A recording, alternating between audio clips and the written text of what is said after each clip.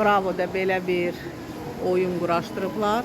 Hacı Turqaydan nəsə alırsınız məhsul, çeki göstərirsiniz, çarxı fırladırsınız və hədiyyə qazanırsınız. Bravo'da da bu ağ tuğlardan quraşdırıblar aparat.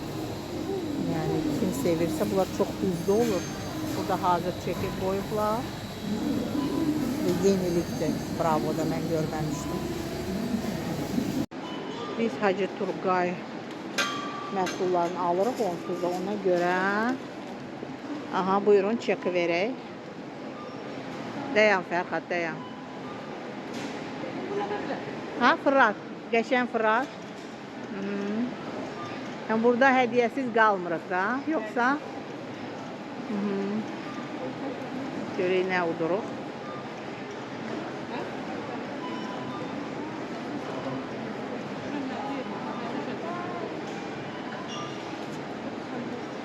Ha, çekimizi.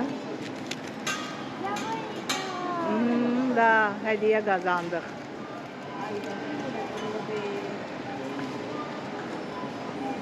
Bizim hediyemiz, deyəsən bu hediyeydi də, bu kalbasa. Aha.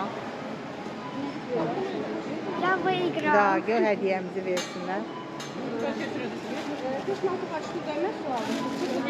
Aha, çok sağ olun. Baxaq göstərək, gəl. Bu kalbasa Fərxad utdu.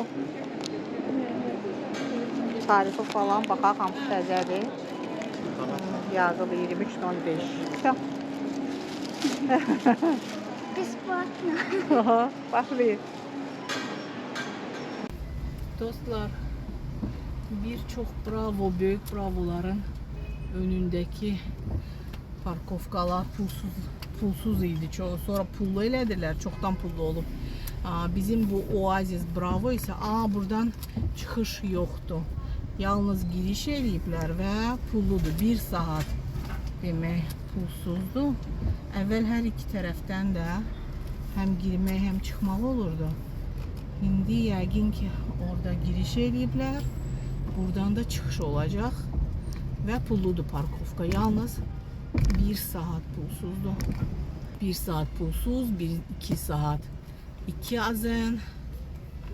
1 saati keçirsə artıq 2 azın. 2-3 saat 3 azın. 3-4 saat 4 azın. 4-5 saat 5 azın. 5-10 saat 8 azın və 10-24 saat 20 azın.